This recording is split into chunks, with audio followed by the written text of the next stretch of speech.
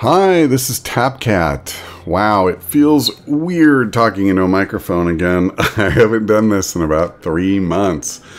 I wanted to give you an update because obviously it has been a while since I've uploaded anything and I've gotten a number of people asking me different questions. So I'm going to do a very short version first for people who just want the status and nothing else. And then I'll continue on and give you, a lot more of the story. If you're interested in sticking around for that, you can do it.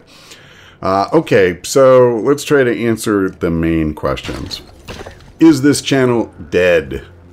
No, it is not. Am I on an extended break? Yes. So I don't expect to upload anything soon. I don't know when I will start again. So that probably covers the basics. I promised you it would be short.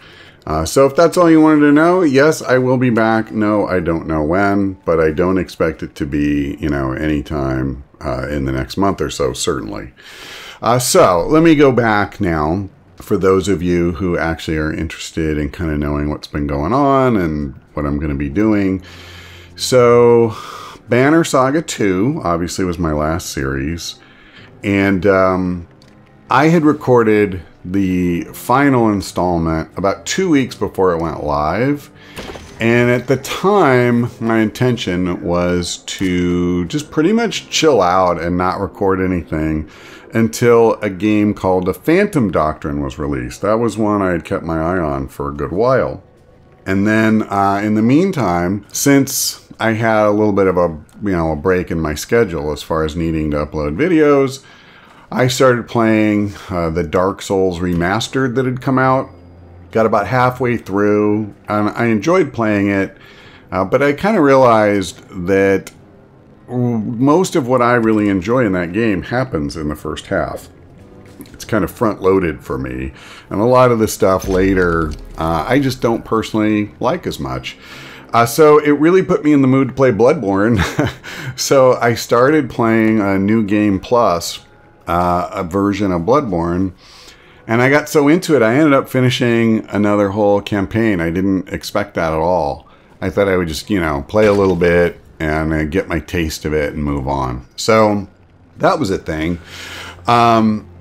Anyway, somewhere around the time I finished Bloodborne, I also had some things come up that really soaked up most of my time and kind of made it very difficult to do much gaming. So none of it was necessarily bad. They were just things that needed to be taken care of. Some of it involved work.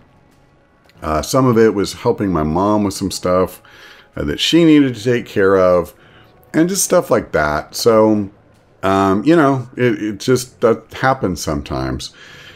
Now, an interesting thing happened while I was in the midst of all this stuff. As a little bit of time passed where I, A, wasn't able to play, and then B, because of that, obviously I wasn't playing or recording any strategy games for the channel, I started to realize just how little appetite I had to do those things right now. Burnout is probably as good a way as any to describe how I felt. It's funny because when I was playing and recording, I didn't necessarily feel that way. Like, I didn't think of it consciously in those terms. I was thinking, again, like I would take a very short break until Phantom Doctrine came out, but that was more of a practical thing because I didn't want to start a long series. If a game I wanted to play was coming out, and I think it was just a few weeks later. It wasn't a lot of time. So anyway, the more time that passed where I wasn't recording, the more I found I didn't want to record. I just felt like, I was wrung dry when it comes to any desire to even play most of these games. So this is part is actually kind of sad because for the first time ever, I got an advance code for a game I actually cared about. I think it was a PR firm, but whoever handled, sending out codes for Phantom Doctrine actually sent me one about a week before it came out. and I didn't have time to look at it. But the sad thing is, after months and months of waiting for it, I just found like I don't even want to try it. I feel so bad about that. Because if only it had come out earlier, I would have been all over that thing. And when I say I didn't want to play it, it has nothing to do with Phantom Doctrine at all. It's, if you're not familiar with it, it's an XCOM style game in terms of, you know, the tactical combat and stuff. But I believe it's more stealth oriented. And it has like a Cold War theme, not an alien invasion theme. So it seemed like something that was really cool, and I was looking forward to it, and it just came out at the wrong time for me. And so to this day, I've never redeemed the key they sent me and downloaded it to try it. At some point, I probably will, but it certainly won't be in time to do them any good whatsoever in terms of promoting the game. I will say this, you know, they were very nice to me, and even when I told the person who sent me the code, like, you know, that I wasn't able to play right now, they were very gracious about it. So I can't endorse the game in terms of saying, hey, I played it and it's great. I haven't played it. I haven't watched any gameplay footage of it. But I would just say, like, if the game sounds interesting to you, based on what I know about it, which is very little, but check it out. Like, look at it for yourself and see if it's something you would be interested in. Because they seem like they were really nice people, and hopefully it's, enjoyable. Anyway, moving on past Phantom Doctrine. So, as I say, I've just been working on things like around the house and at my job and so forth. I am finally starting to kind of come out of some of that time crunch, which is nice. But I just find myself wanting to spend time on some of my other hobbies that I've had over the years. Like tabletop gaming is something I enjoy a lot. And I just am starting to, look at this one game, and I'm probably going to get into that for a little while. I would record that stuff and upload it, but it's so different. Like, I would need lighting and a video camera. It's just, there's a whole series of levels of difficulty that come with filming in the physical world compared to capturing stuff on your desktop. But at any rate, I am planning to kind of just do some other things, be able to come home and just watch a movie some nights. Because when you record and upload videos every day, you really don't necessarily have a lot of time to do other stuff. And having a YouTube channel goes beyond just recording, a half hour or an hour of gameplay at a time, whatever length of video you're making. So for example, in the month or two, or around the time I was playing Banner Saga, I had 2 instances of people who had downloaded my videos and then uploaded them to their channels as their own. And thankfully, some viewers were nice enough to, point that out to me. But then, there's this whole process you have to go through to put in the claim. And I mean, YouTube was good about it. They processed them right away and took the videos down. But it's just this annoying, time-consuming thing that you have to deal with. And then I also got caught on the other side of that, where some of my XCOM 2 War of the Chosen videos were flagged as violating somebody else's copyright.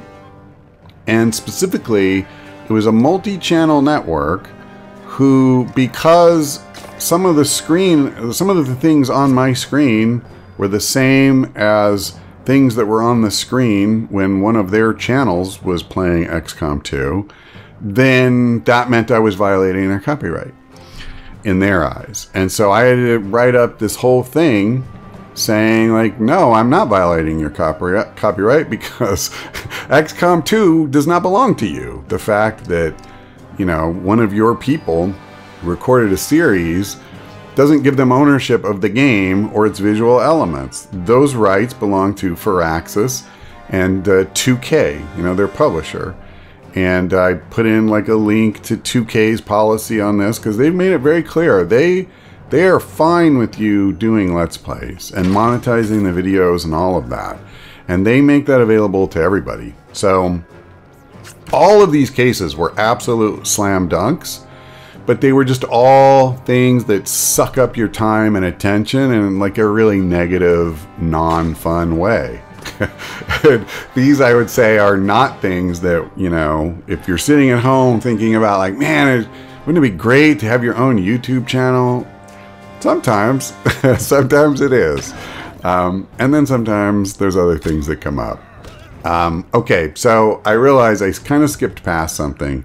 Let me go back to Banner Saga 2, because that was obviously kind of a saga unto itself. So I had uploaded that last video, and I'm sure if you watch the series, you'll remember that I lost this big battle. Now, at the time, I didn't know if that was the, quote, final battle for the whole game. I subsequently learned it is not.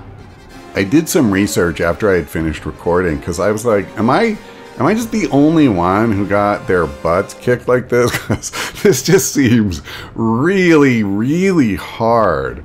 And what I learned is that there is a final mission at some point after this, which apparently most people find harder.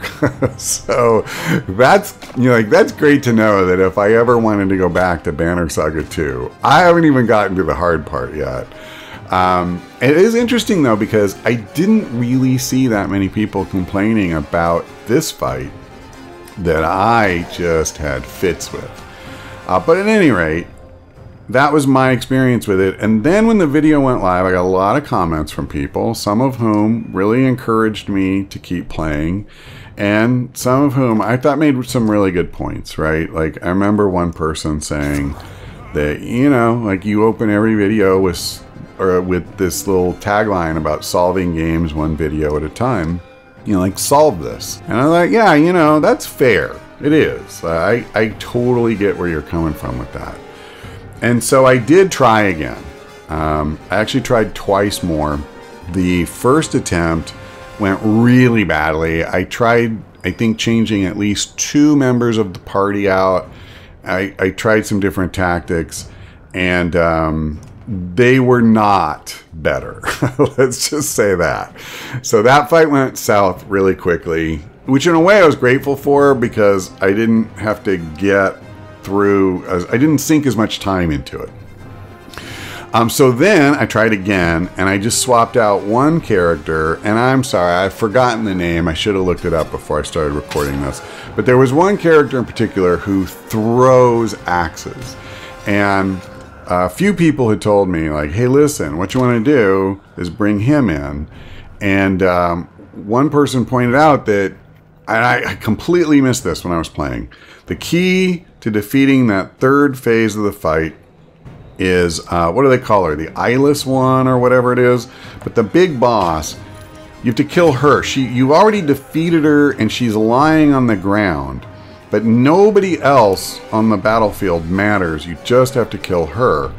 Although they do matter, because they beat the holy hell out of you in record time. But you know what I'm saying. So I tried bringing the guy with the axe, and I tried to beeline for her, and I came close. I did. I almost took her, but or took that fight, but I fell short. And so I kind of came away from that with 2 things that I was pretty certain of. One was, I can beat this. I am capable of it. I came so close. And I really just got unlucky, I think. When I threw axes at her, there was no message about, like, you missed or dodge or anything like that, but no damage was done. And so I think I just effectively, that character rolled poorly, and so he missed. But if I did it again, I would have gotten that damage through, and that would have been enough. Even if he didn't kill her solo, I could have gotten somebody else in there, you know, I think, to finish her off. So I do believe I could do it. Unfortunately, the second thing that I also realized is I just don't care anymore. I just don't. Like, I've done that stupid fight 5 times, and I don't enjoy it. And every time, just to get to the point where I'll find out if I can beat her, is another half hour. And it's bad enough playing through that half hour again and again and again and again. But I have to do it with full audio commentary every time. And I already felt like when I was recording it the first time, like in the episode you saw, the first time I played it, you know, obviously my commentary was fresh. And then the second time, I might have been even a little better because I knew the fight better and, you know, my tactics were a little sharper and stuff like that. But the one you actually saw was the third, and that was probably the worst commentary of the three, because like by that point, I don't even remember what I've said and what I haven't said in this version. And I know what's coming, but I don't want to give away spoilers. And so it was kind of not great commentary, I thought, throughout that fight in the version you saw. And so I don't know. I just reached a point where I don't care about that game. I just don't. It's a shame. I wish I could finish it for you. But man, I don't ever want to look at Banner Saga again, I think. That's pretty much how I feel. So yeah, that's that. So, okay, the other thing that I've been asked a lot about is XCOM 2 and the Tactical Legacy Pack expansion that they just announced. And it looks interesting. I think a lot of fans are going to want to check it out for sure, especially because this one is priced a lot more reasonable than War of the Chosen.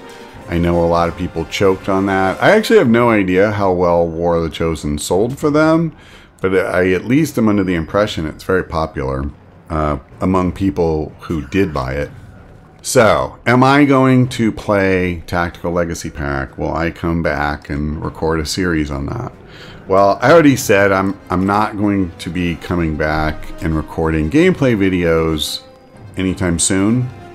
And obviously XCOM 2 kind of falls under that same umbrella. But I will go farther than that. I'm not going to say I'll never play Tactical Legacy Pack. I don't have like a feud against it or anything.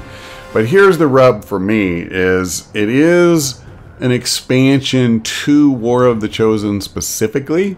You cannot play it with just vanilla XCOM 2. And I am going to make a true confession here. And that is that I don't want to play War of the Chosen again either. There were a lot of things that I liked about it when I played. There were a handful of things that I disliked intensely. And for me, that really took not all of the fun. That's way overstating it. But it took too much out of it for me and made certain missions so unenjoyable to sit through and such an ordeal that I don't ever want to play that campaign again. I just don't. Knowing that those experiences are waiting for me, and I say that again, I'm going to re-emphasize, it's a shame because there's a lot of really good stuff in War of the Chosen, even to me. You know, I'm criticizing it, but I liked most of what they added. And unfortunately, there were a couple things that they added that just, you know, it's kind of like if you have one of those old-fashioned scales and on the left-hand side you put a bean and then another bean and another bean, and all of those beans were the good things that I liked in War of the Chosen. And then you finished and you had a nice little pile there, and since nothing is on the right-hand side, you know, the scale is solidly down on the left-hand side. And then if you take the couple things that I dislike about the game, that's a gold brick that goes on the right side, and it just slams it down and kind of makes the whole thing not appealing to me. So I don't think that I'll ever play the Tactical Legacy Pack. Now, like I say, I'm not, you know, I'm not taking some kind of blood oath on it. I'm not one of those people who gets all like angry because I didn't enjoy something. But for me, and this has actually always been true to this day, my favorite version of both of Firaxis's XCOM games is vanilla. With XCOM 2, I would add some mods to it, but I don't really, other than like in XCOM 2, there's a little bit of costuming DLC, but you know, I don't like Anarchy's Children. But there was one, I think they called it the Reinforcement Pack. It had very little in it, but it was like some extra hats or some stupid thing. But in terms of the gameplay ones, Alien Hunters, Shen's Last Gift, War of the Chosen, I could do without all of them. And if I ever do play XCOM 2 again, I will play without any of them. And likewise, Enemy Unknown, I prefer over Enemy Within. And I fully realize those are minority opinions. I think, at least my impression, is that a significant majority of players really liked Enemy Within and felt like it made, you know, XCOM a better game. I didn't. And I would say the same thing overall about XCOM 2. So anyway, now that I've probably pissed off about 80% of the people listening, sorry about that. I mean, I'm not hating. If you like it, that's great. You know, but they just don't appeal to me. Okay. I think that I have covered everything now. So I've been rambling on for a good 20 minutes plus. And, you know, hopefully that's not too long. And at some point, what's going to happen is I'm going to get the itch to play a game. Oh, I did leave out one thing. I actually did try at some point. I thought it might be fun to go back to basics with XCOM. I don't know how many people would have watched it, but I had this idea where I would actually go for the achievement of four soldiers for the whole campaign, and play with the mod. Oh gosh, A Better Advent 2, and do that on vanilla. And where last time, like, I turned down the setting about it adding to squad size, I was gonna leave it. I was gonna have us have to fight all those guys, but then like I would go ahead and turn off the timers. And I think I was going to ratchet the difficulty down to classic just so I could have the shorter campaign. So on one level, like the smaller squad size for us and the much bigger pod size for them would have made it super hard. But then I would have, you know, even that out a little bit at least by getting rid of the timers. And they would at least have a little bit less health, you know, playing on classic. I don't know. If we could win that way, that could be really difficult. But I thought it might be fun. Anyway, the problem is I tried to play a campaign. And this is another issue with me playing XCOM 2 right now. I think I was on my 4th mission or something. And the bugs, man, they kill me. I think I've got so many hundreds of hours in XCOM now that I'm really, like, I've just lost my patience for the constant glitches and bugging that you get. And so I just quit. I logged out of that mission. I don't even remember which bug it was that hit me now, but it was one I've had, you know, before, and I just was like, God, I can't do this anymore. I'm done. Okay, so that little digression aside, what I was going to say is, at some point down the line, I don't know when, whether it's one of the XCOM games, whether it's something else, there's going to be something that comes out, and I'm going to be like, wow, I really want to play that. And if it's strategy related at all, you know, if it'll be a fit for the channel at all, then I'll absolutely record it, upload a series, and, you know, I'll be back. But I'm not going to record stuff I don't want to play. Like, I'm not going to go through the motions just to have a video go up every day. I don't feel like I would be serving either myself or you well if I did that. And so that's why I say I don't know when I'll be back, because any time pressures aside, I need to have that game come out, or have the desire inside for me to replay something that I enjoyed in the past, where I'm just busting to do it, you know, and I can sit down and just really be pumped to be making a series on that. So when I feel that way, I will be back. And until then, thanks for watching. Hope we see you next time.